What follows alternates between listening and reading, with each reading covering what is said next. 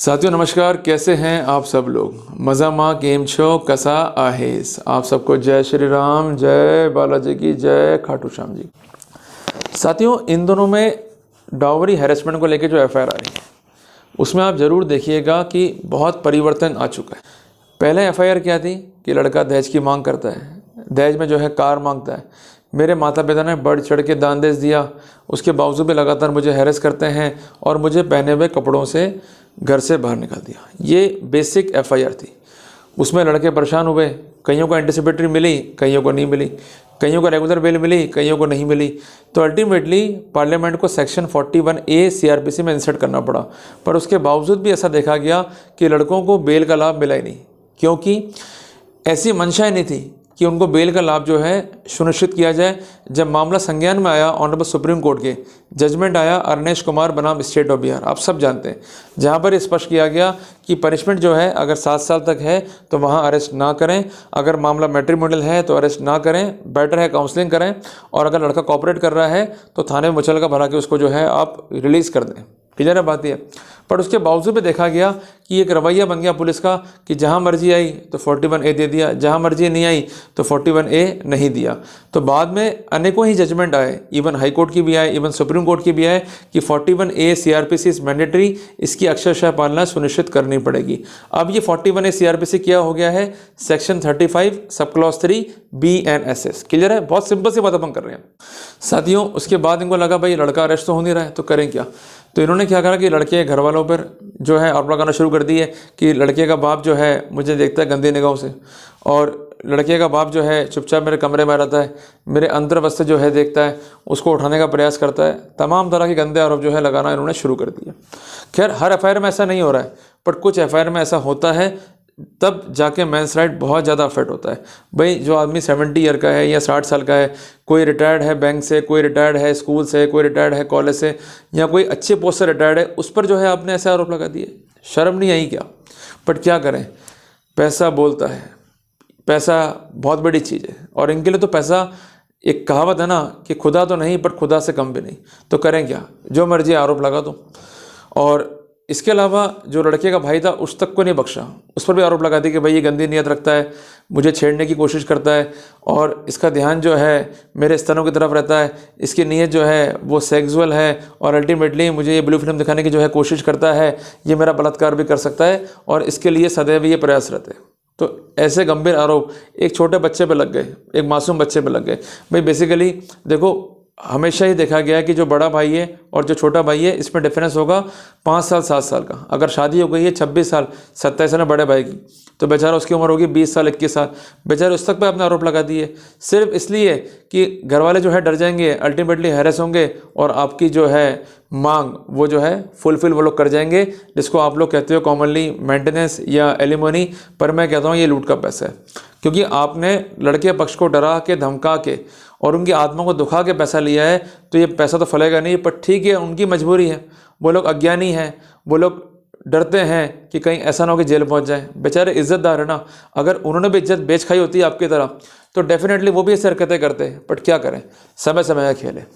अब उसके बाद क्या हुआ कि इन्होंने पति पर भी आरोप लगाना शुरू कर दिए कि नहीं साहब, पति जो है गुदा मैथुन करता है, ये बुक मैथुन करता है, रात को शराब के नशे में आता है, मेरे कपड़े उतारता है और मुझे जो है ये परेशान करता है सेक्स करने के लिए, और सेक्स के दौरान जो है गुदा मैथुन भी करता है और ये बुक मैथुन भी करता है। ऐसी एफआईआर काफ़ी कॉमन देखी दिल्ली जोन में, हरियाणा जोन में। पर साथियों उसके साथ साथ जो है काफ़ी इंप्रूवमेंट्स अब और भी आ चुके हैं। अब इन्होंने एक नया ड्रामा शुरू कर दिया कि हम तो बहुत रिलीजियस है जी, हमारा ध्यान पूर्ण रूप से भक्ति में, हम तो सुबह शाम ईश्वर की भक्ति करते हैं, मंदिर जाते हैं, और हमें ये उम्मीद है कि हमें अच्छा लड़का मिलेगा। और इसी उम्मीद के साथ मेरे पापा ने अच्छा लड़का ढूंढना शुरू किया, और हमने लड़के पक्ष को ढूंढते ही साफ कह दिया था कि हम लोग अंडा मीट नहीं खाते हैं, हम लोग शराब का सेवन नहीं करते हैं, हम लोग संस्कारित हैं, मंदिर जाते हैं। और इसी शर्त के साथ जो है रिश्ते की बात हुई, और लड़के पक्ष ने विश्वास दिलाया था कि ना तो हमने अंडा मीट खाया है और ना ही खाएंगे, ना शराब पी है ना ही पिएंगे। क्लियर है बात ये। और अल्टीमेटली हमारी जो है शादी हो जाती है। शादी के बाद इनका हनीमून भी रहता है। फिर उसके बाद इनको मालूम पड़ता है, अरे बाप रे, लड़का तो शराब पीता है, लड़का तो मीट खाता है, मांस खाता है जी। बहुत धोखा हो गया मेरे साथ, मेरा तो शोषण हो गया जी, बहुत गलत हो गया जी। अल्टीमेटली इनके माँ बाप भी रहते हैं और झगड़ा करते हैं लड़के पक्ष से, और उसके बाद ये वैदिक सलाह लेती हैं और एफआईआर कटा देती हैं डाउरी हैरेसमेंट की, प्लस क्रुएल्टी की, प्लस धोखे की, प्लस इनकी रिलीजियस फीलिंग हर्ट हो गई है उसको लेकर भी, और अल्टीमेटली आप लोग घबरा जाते हो। अरे भाई क्यों घबराते हो? अरे मुसीबतें कितनी भी बड़ी हो, अगर डटकर सामना कर लिया तो निश्चित तौर पर आपने सफलता को हासिल कर लिया होगी। जीतना हारना तो बहुत दूर की बात है, जीत तो आप उस दिन ही चाहते हो जिस दिन आप लड़ने का फैसला ले लेते हो। इस बात को दिमाग में सेटल कर लेना। साथियों, अब समीक्षा करते हैं इनके एलिगेशंस की और वास्तव में हमने अपराध किया है या नहीं उस तथ्य की। साथियों, बेसिकली हम केवल कन्फाइन कर रहे हैं हमारी स्टडीज़ को केवल एक इंपॉर्टेंट फैक्ट तक कि लड़का अंडा मीट खाता है, लड़का दारू पीता है, अल्टीमेटली जिम्मेदार है, इस पर गंभीर कानूनी कार्रवाई करो, हमारे साथ चीटिंग हुई है और रिलीजियस फीलिंग जो है हमारी हर्ट हुई है। क्लियर है? अब बेसिकली इनको लेके कानूनी प्रोविजंस क्या है, सबसे पहले उस पर डालते हैं निगाह और फिर अपन तय करेंगे कि वास्तव में अपन अपराधी है या नहीं है। ठीक है जी। अब आते हैं सबसे पहले कॉमन सेंस पे। ये भी एक कानून है, common sense is also a law, because law is a common sense but common sense is not a common thing. तो आप मुझे एक बात बताओ कमेंट बॉक्स में, अंडा खाना अपराध है क्या? बोलो बोलो। अरे नहीं है ना। संतरा खाने पे अपराध है क्या? नहीं है। संतरा चूसना नहीं है। तो मीट खाना, बोलो बोलो, मीट खाना अपराध नहीं है ना।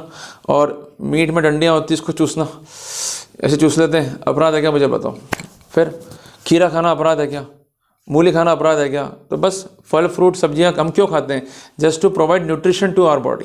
ठीक है। कई बार कुछ मेडिसिन हैं उसमें भी ये तत्व होते हैं, तब क्या प्रॉब्लम आ रही है? तो बेसिकली इनकी जो ड्रामेबाजी है ना उसका कोई अंत नहीं है। वैसे जाएंगी मंदिरों में और लंबे लंबे हाथ जोड़ेंगी और अल्टीमेटली खुद को साबित करेंगी ये बहुत रिलीजियस हैं, बट प्रॉब्लम ये होती है कि जब ये एफआईआर कटाने उतरती हैं तो ये कहते हैं कि भाई हम तो बहुत रिलीजियस हैं और अल्टीमेटली अगला जो है पाखंडी है, इसने झूठ बोला और ये अंडा मीट खाता है और अल्टीमेटली हम जो है बहुत दुखी हो गए। साथियों, मैंने ऐसा अक्सर देखा है कि जो लोग कहते हैं ना कि हम बहुत नियम से चलते हैं, हम लोग जो है आदर्शवादी हैं, सबसे बड़ा पाखंड वही कर रहे होते हैं।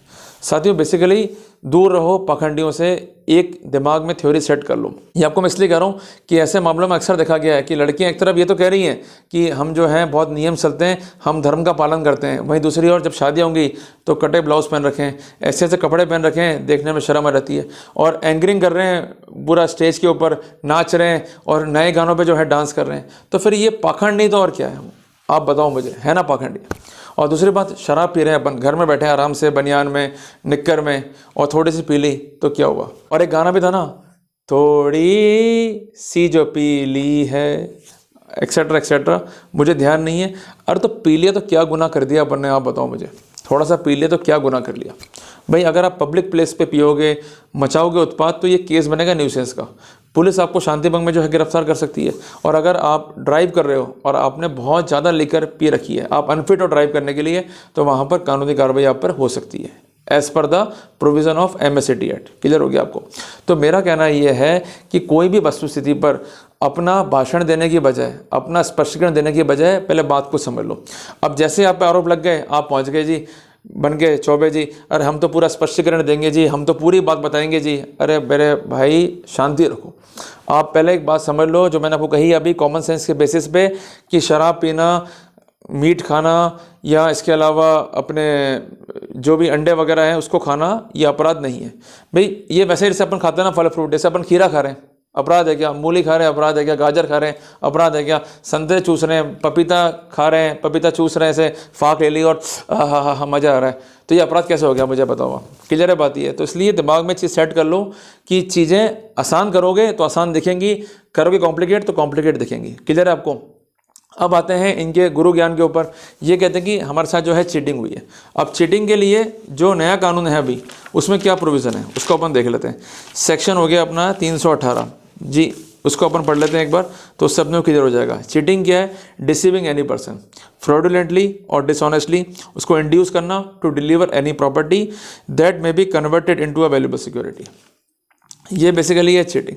तो बेसिकली किसी को आप डिसीव कर रहे हो और फ्रॉडुलेंटली आप एक्ट कर रहे हो और उसको डिसीव करते हुए आप कंपेल कर रहे हो कि वो किसी प्रॉपर्टी को पार्ट विद कर दे, तो ऐसे सिनेरियो में ये चीटिंग है। बट इसको समझना है सिंपल वे में। तो क्या एग्जांपल अपन लेंगे? मैंने ए से कहा कि ये फला फला मकान जो है मेरा है, और मैंने उसको बतौर मकान मालिक ये मकान बेच दिया, जबकि मुझे इस बात की जानकारी आराम से है कि मैं इस मकान का मकान मालिक नहीं हूँ। झूठ बोल के मैंने उसको इंड्यूस किया और उसने जो है मनी पार्ट विद कर दिया और अल्टीमेटली जो प्रॉपर्टी उसने ली है उस पर कोई टाइटल जो है ट्रांसफर नहीं हुआ है, तो basically it is a case of cheating. Simple होगी बात ये, तो अपने ईजी वे में जो है समझ लिया इसको। इसलिए बार बार मैं कह रहा हूँ कि सिविल रेमेडी और क्रिमिनल रेमेडी दो अलग अलग चीज़ें हैं, इस पर गौर देना है हमको। अगर पति पत्नी के बीच डिस्प्यूट है, पति पत्नी की नहीं बनती है, तो क्या रेमेडी है आप बताइए? डिवोर्स का रेमेडी है क्या नहीं है? शादी गलत तरीके से हो गई, फैक्ट छुपा लिए गए और मटेरियल फैक्ट से, तो लड़की का ऑप्शन क्या है? टू डिक्लेयर दैट कि मैरिज को जो है अवॉइड कर दीजिए, बट ये किसी भी रूप में चीटिंग जो है वो नहीं बनाएगा। वापस से अपन देखते हैं परिभाषा क्या है इसकी। Whoever by deceiving any person, कि जो कोई भी किसी व्यक्ति को ठगेगा, डिसीव करेगा। वो डिसीव कैसे करेगा? या तो वो कुछ ऐसी बात कहेगा जो कि उसने कही है विद क्रिमिनल इंटेंट, और वो क्रिमिनल इंटेंट क्या है? एक्टिंग फ्रॉडुलेंटली या एक्टिंग डिसऑनेस्टली। उसके अलावा वो उसको इंड्यूस कर रहा है उस व्यक्ति को जो डिसीव हुआ है to deliver any property to any person, clear है, और to retain that any person shall retain any property, और उसको इंटेंशनली इंड्यूस करता है the person so deceive to do or omit to do anything which he would not do or omit if he was not so deceived. तो ऐसे scenario में ऐसा act और omission जो है अपने आप में चीटिंग का ऑफेंस बनाएगा। तो लड़की ने कुछ दिया कि आपको, वैसे दिया तो है बट कोई प्रॉपर्टी जो है आपको नहीं दी है इन कॉन्सिक्वेंस ऑफ इंड्यूसमेंट। अब वापस से अपन जोड़ते हैं, मेरा पति जो है मीट खाता है, मेरा पति जो है अंडे खाता है, मेरा पति जो है दारू पीता है, तो उसमें क्या डिलीवर हो गया? क्या हो गया पार्ट विथ प्रॉपर्टी का? इसको क्या चीट हो गया? क्या कंसीलमेंट हो गया? पति मीट खा रहा है, नहीं जमता है, तलाक फाइल कर दो। Declare the marriage to be void but it is not a ground to presume that cheating has been committed. Clear हो गया आपको? बहुत सिंपल हो गया आप तो। अब दूसरा आते हैं कि ये क्रुएल्टी है या नहीं है। क्रुएल्टी के लिए परिभाषा कहाँ है? धारा 86 BNS में। देखो क्रुएल्टी भी दो तरह की है। एक है वो क्रुएल्टी जिसके आधार पर डिवोर्स जो है फाइल होगा, एक वो क्रुएल्टी जिसके आधार पर क्रिमिनल केस जो है फाइल होगा। जो भी क्रुएल्टी हम डिस्कस कर रहे हैं आज के केस में, वो क्रुएल्टी है आपराधिक क्रुएल्टी कॉन्स्टिट्यूट करने वाली या आपराधिक स्थिति कॉन्स्टिट्यूट करने वाली।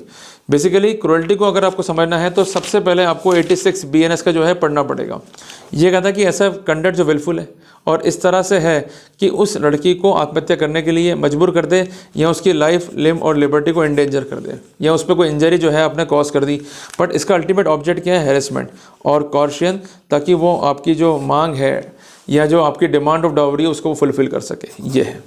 तो मेरा पति अंडे मीट खाता है जी, मेरा पति शराब पीता है जी, इसमें क्या क्रुएल्टी हो गई जो 85 BNS के तहत जो है लड़के पे केस चलाने के लिए पर्याप्त है।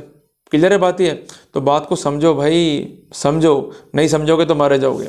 अब चलते हैं अपन थोड़ा सा आगे, रिलीजियस फीलिंग को हर्ट करना। आ जाओ जी सेक्शन 298 BNS पे। मैं साथ साथ निकाल के पढ़ रहा हूँ आपके में, ताकि दिक्कत नहीं पड़े आपको। ऐसा कोई काम करना जिससे आपने किसी का प्लेस ऑफ वर्शिप को डिस्टर्ब कर दिया, और जो कंसर्न क्लास है किसी पर्सन्स की या किसी कम्युनिटी की, उसकी रिलीजियस फीलिंग है, उसको आपने इंसल्ट कर दिया, तो ऐसे सिनेरियो में अपराध बनेगा। अब अंडा मीट को खा रहा है तो खा रहा है, उसमें क्या करें। पर अंडा मीट खा के अगर आप किसी मंदिर में जा रहे हो, अंडा मीट खा के आप किसी देवी देवताओं को जो है छू रहे हो, जो उन्हें पसंद नहीं है, या कोई देवी देवताओं का आप अपमान कर रहे हो, उनकी मूर्तियों को तोड़ रहे हो और मंदिर में जाकर उत्पात मचा रहे हो, उनकी जो पूजा अर्चना है उसको आप रोक रहे हो, उसमें ऑब्स्ट्रक्शंस कर रहे हो, then it is an offence.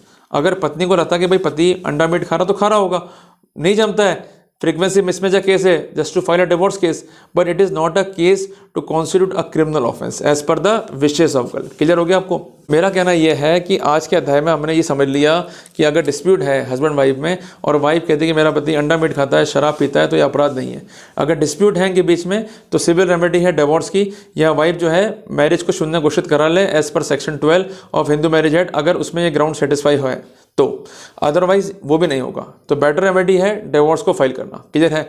तो मेरा यही निवेदन है कि अगर कोई केस पुटअप होता है तो उसको पहले पढ़ो, समझो और उसके अकॉर्डिंगली जो है वर्कआउट करो। अगर आप नहीं करोगे तो वहाँ पर आप मारे जाओगे, जितना बोलोगे उतना आपके लिए दिक्कत है। तो हम कंक्लूड कर रहे हैं। पहले बात तो ये ऑफेंस नहीं है, अगर FIR है तो आप ज्ञापन दीजिए। तीसरी बात है पुलिस हैरेस करती है, तंग करती है, avail the option of prevention of corruption act, उसमें कार्रवाई करनी पड़ेगी अपने को, क्योंकि हैरेसमेंट हम सहेंगे नहीं। चौथी बात है कि फिर भी ये हैरेस कर रहे हैं, दबाव बना रहे हैं, गिरफ्तार कर लेंगे, ऑप्शन है एंटीसिपेटरी का, क्वेश्चनिंग का अवेल करना है अपने को। इसके अलावा आप ज्ञापन दीजिए, अगर उसके बावजूद भी इन धाराओं में चार्जशीट पेश करते हैं तो हमारे पास गुड ग्राउंड है to go for discharge. And apart from that, ऐसे एयरिंग ऑफिसर्स जो कि कानून का ज्ञान नहीं रखते हैं और अपने हिसाब से चार्जशीट दाखिल करते हैं, उनके विरुद्ध हमें कानूनी कार्रवाई के लिए आगे प्रोसीड करना पड़ेगा as per CCA rules, CCS rules, और इसके अलावा जो उनका मिसकंडक्ट है as per section 198 of BNS, क्योंकि public servant are expected to know the law, और ऐसा कोई वो अपराध संस्थगित नहीं कर सकते, ऐसा कोई प्रोसिक्यूशन में संस्थगित नहीं कर सकते जिसका कोई आधार ही नहीं है, जिसका कोई बेसिस ही नहीं है। तो कुल मिला के ये जानकारियां हैं जो बहुत महत्वपूर्ण है। अगर जानकारी होंगी तो हम लड़ जाएंगे, जानकारी नहीं होंगी तो हम डिफेंड कतई नहीं कर पाएंगे। और कहते भी है ना कि गहना वो नहीं जो आप बाजार से खरीदते हो और पहन लेते हो, आपका गहना आपका ज्ञान है। अगर ज्ञान होगा तो कोई आपसे पंगा नहीं लेगा। उनको भी मालूम है कि अगर पंगा हमने ले लिया या हमने जो है इनको छेड़ दिया तो फिर ये लीगली हमारा बहुत अहित कर सकते हैं। इसलिए लॉफुली अवेयर रहो, लॉ को पढ़ो, be legally aware so that you could protect your rights and could counter the injustice. Clear है? तो लड़ने के लिए तैयार हो जाओ, and we are always ready and we are always willing to save the man's right. तो उन पुरुषों को बचाना है जो बेचारे परेशान हैं, जो ह्यूमिलेटेड हैं, जिनका कोई भी सहारा नहीं है, उनका सहारा बनना है। क्लियर है? तो इसलिए हमें आज प्रतिज्ञा लेनी है कि हमें लड़ना है, हमें प्रतिज्ञा लेनी है, हमें बचाना है हर उस पुरुष को जो प्रताड़ित है और उसको समझ में नहीं आ रहा कि करना क्या है। बट शर्त यही है कि पुरुष भी खुद रेडी विलिंग हो लड़ने के लिए। ये ना हो जाए कि वो लड़ना चाहता ही नहीं है, अरे नहीं जी हम तो करेंगे चाटुकारिता, वो तो हम बचपन से करते आ रहे हैं और कई लोग करते हैं चाटुकारिता। तो वो जो लोग कर रहे हैं उनको करने दो, मरने दो। पर जो लोग चाहते हैं लड़ना, जिनके पास प्लेटफॉर्म नहीं है, उनको प्लेटफॉर्म दो, उनको आप सही बात पहुंचाओ, उनको लीगली गाइड करो, उनको मरने मत दो। क्योंकि जब एक पुरुष मरता है ऐसे झूठे मुकदमों में तो 100 पुरुष मरते हैं, ये बात ध्यान रखना। और जब एक लड़की झूठा केस करती है ऐसे मामलों में और उसको आप पनपाते हो तो इस बात के लिए तैयार हो जाना कि अगले 100 झूठे मुकदमे भी जो हैं आपके लिए रेडी हैं। तो इसलिए सही बात करो, सही को बचाओ और अल्टीमेटली जो गलत है उससे लड़ने के लिए सदैव तैयार पे तत्पर रहो। जल्दी मिलते हैं एक नए टॉपिक के साथ। टिल देन जय हिंद, जय भारत।